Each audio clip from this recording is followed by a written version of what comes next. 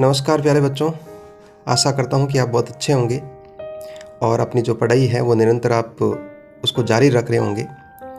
यदि नहीं रख रहे हो तो उसको रखना ज़रूरी है, क्योंकि जब आपको पढ़ना ही है, 10th क्लास पढ़नी है, तो ज़रूरी है कि आपको पढ़ाई करनी पड़ेगी। और पढ़ाई को इस कदर करो कि वो आपके लिए हमेशा काम आए। ऐसा नहीं है कि आपको केवल 10th क्लास पास करने के लिए मुझे पढ़ना है, नहीं, आपको ऐसा हमेशा होना चाहिए कि ये मेरे आगे तक काम आए, ज़िंदगी भर आपके लिए काम आए। ये आपको शिक्षा के साथ में आपको कुछ वृत्ति कमाने के लायक बनाए, ठीक है ना। तो आप इस इंटेंशन से पढ़ोगे तो वाकई आपके लिए बहुत गणित जो है वो खूब होगी, ठीक है। देखते हैं आज प्रश्नावली 3.2 का क्वेश्चन नंबर 1। तो इसमें आपका ये बोला गया कि निम्न समस्याओं में रेखिक समीकरणों के युग्म बनाइए और उनकी ग्राफीय विधि से उनको सरल करना है, ठीक है। काफ़ी इंपॉर्टेंट है आपका ग्राफिकल मेथड, 100% एक क्वेश्चन आता है बोर्ड की परीक्षाओं में। तो देखते हैं क्वेश्चन नंबर 1 आपका। कक्षा 10 के 10 विद्यार्थियों ने एक गणित की पहेली प्रतियोगिता में भाग लिया। यदि लड़कियों की संख्या लड़कों की संख्या से 4 अधिक हो तो प्रतियोगिता में भाग लिए लड़कों और लड़कियों की संख्याएं अपन को ज्ञात करनी है, ठीक है। तो बच्चों देखो, सबसे पहले अपन को इसको बीजगणितीय रूप जो है वो अपन को लिखना पड़ेगा। तो यहाँ पर 10 विद्यार्थी दिए ने, तो अपन को पता है कि जब 10 विद्यार्थी दिए हैं और लड़का और लड़कियों के दोनों की बात की है, तो इसका अर्थ हुआ कि 10 में आपके लड़के भी हैं, कुछ लड़के भी और कुछ लड़कियां भी हैं, ठीक है। तो अपन को पता नहीं है कितने कौन है, तो अपन मान लेते हैं, माना लड़कों की संख्या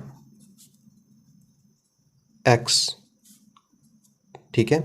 इसी प्रकार अपन मान लें कि माना लड़कियों की संख्या क्या मान लेते हैं, y मान लेते हैं। तो लड़कियों की संख्या हो गई आपकी y, ठीक है। और अब इन्होंने बोला कि 10 विद्यार्थी आपके टोटल हैं। यदि आपके 10 विद्यार्थी टोटल हैं तो लड़कों की संख्या प्लस लड़कियों की संख्या वो कितनी होनी चाहिए, 10 होनी चाहिए। तो ये इस प्रकार हो जाएगा, x प्लस वाई बराबर कितना हो जाएगा आपका, 10 हो जाएगा, ठीक है। तो आइए आपका समीकरण हो गया पहला। फिर आगे देखो ये क्या बोल रहा है कि यदि लड़कियों की संख्या कितनी है, y। यदि लड़कों की संख्या से, लड़कों की संख्या कितनी है आपकी, x, से किसके साथ लगाया हुआ है, लड़कों के साथ में लगाया हुआ है। तो जिसके साथ में से लगता है उसके साथ में अपन को जो भी आपका बोल रखा वो करना होता है। तो लड़कों की संख्या से 4 अधिक है, तो लड़कों की संख्या x है और उससे 4 अधिक का मतलब है कि उसमें 4 आपको ऐड करना है, तब ये आपस में क्या होंगे, बराबर होंगे। तो ये हो गया आपका समीकरण नंबर 2।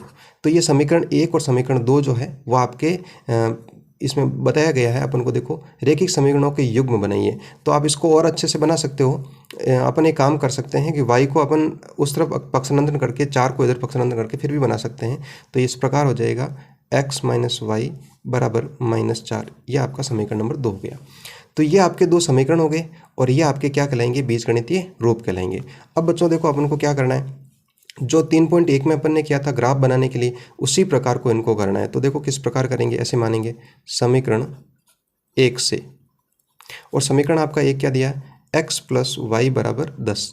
फिर मैंने आपको बोला था कि यहाँ से अपन को x या y किसी की भी वैल्यू निकालनी है। तो सबसे पहले आपको क्या करना है, बराबर की इधर यदि कोई संख्या है तो उसको वैसा का वैसा रहने देते हैं, इसको लिख देते हैं, और यहाँ से आपका या तो x या y को अपन पक्षानंतरण कर देते हैं। तो इधर मान लो मैं y को ले जाता हूँ, तो यहाँ आपका क्या बचेगा, x बचेगा। अब अपन को अपन क्या करेंगे, y की जगह अपन वैल्यू पुट करेंगे और उससे अपन को x की वैल्यू प्राप्त होगी। तो देख लेते हैं इस प्रकार, y बराबर 0 रखने पर, ठीक है, और एक बार अपन y बराबर 1 रखने पर x की वैल्यू आ जाएगी। कम से कम आपको 3 वैल्यू निकालनी है, y बराबर 2 रखने पर, ठीक है बच्चों। और यहाँ पर बना लेते हैं अपन एक इसकी सारणी, जिसमें आपके 3 कॉलम जो पॉइंट के हैं और एक आपका x और y के लिए हो जाएगा, ये x और y। अब y बराबर 0 रखता हूँ, तो देखो x बराबर कितना हो जाएगा, 10 माइनस 0, x की वैल्यू कितनी हो गई, 10 हो गई। तो y की वैल्यू 0 रखी तो x की वैल्यू कितनी प्राप्त हुई, 10। इसी प्रकार इनको रख देते हैं।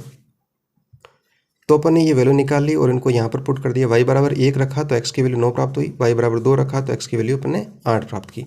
अब आपको समीकरण 2 लेना है, ठीक है। वैसे समीकरण 2 इसको यदि मैं लेता हूँ तो ये आपका बिल्कुल बनाया हुआ ही है, क्योंकि यहाँ पर y की वैल्यू निकल जाएगी x की वैल्यू रखते ही। तो यहाँ लिख देते हैं अपन समीकरण 2 से। तो समीकरण 2 जो है वो है y बराबर x प्लस 4। यहाँ पर आपको क्या करना है, x की जगह आपको वैल्यू रखनी है और y की वैल्यू अपन को प्राप्त हो जाएगी। ज़रूरी नहीं है कि आपको हमेशा x की वैल्यू रखनी, जो आपको बराबर के इधर पड़ा है उसकी वैल्यू रखनी होती है, x और y। तो यहाँ पर अपन क्या क्या रख देंगे, x बराबर एक तो 0 रख देते हैं, 0 रखने पर एक अपन x बराबर 1 रख देते हैं, 1 रखने पर, और एक अपन x की वैल्यू 2 रखने पर। तो इस प्रकार अपन रख देते हैं। तो y बराबर क्या हो जाएगा, x के स्थान पर अपन ने 0 रख दिया +4, तो ये हो गया बट y बराबर 4 हो गया। इसी प्रकार y बराबर, तो y बराबर 5 हो जाएगा, ठीक है। और इसी प्रकार x बराबर 2 रखा तो y बराबर 6। तो अब इन वैल्यू को पुट कर देते हैं अपन। 0 रखा x की वैल्यू, तब y की वैल्यू मुझे 4 प्राप्त हुई। 1 रखा मैंने तो 5 प्राप्त हुआ, 2 रखा तो मैंने 6 प्राप्त हुआ, ठीक है।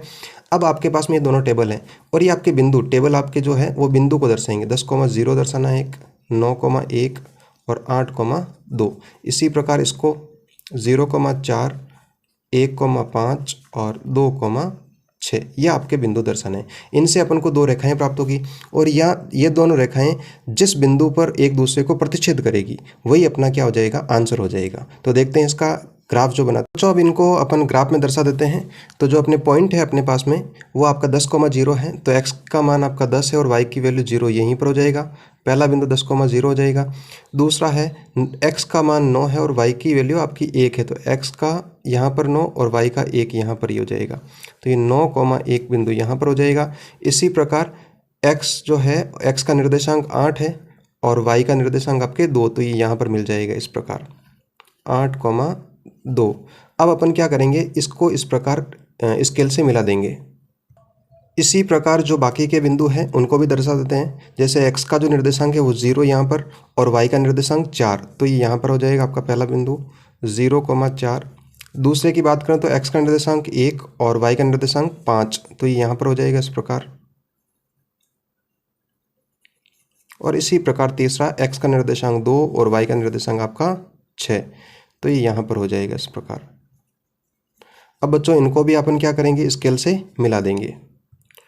अब बच्चों मैंने आपको बोला था कि इन दोनों को मिलाने के बाद में जिस बिंदु पर ये दोनों रेखाएं एक दूसरे को प्रतिच्छेद करती है वही बिंदु अपना क्या हो जाएगा, आंसर हो जाएगा। तो ये इस बिंदु पर प्रतिच्छेद कर रही है, तो इस बिंदु के निर्देशांक देखते हैं। तो ये x पर आपका 3 है और y पर आपका कितना हो जाएगा, 7 हो जाएगा। तो ये अपने पास में बिंदु जो प्राप्त हुआ वो हुआ 3,7, ये अपना प्राप्त हुआ बिंदु। तो x का जो निर्देशांक है वो 3 आया और y का निर्देशांक कितना आया, 7 आया।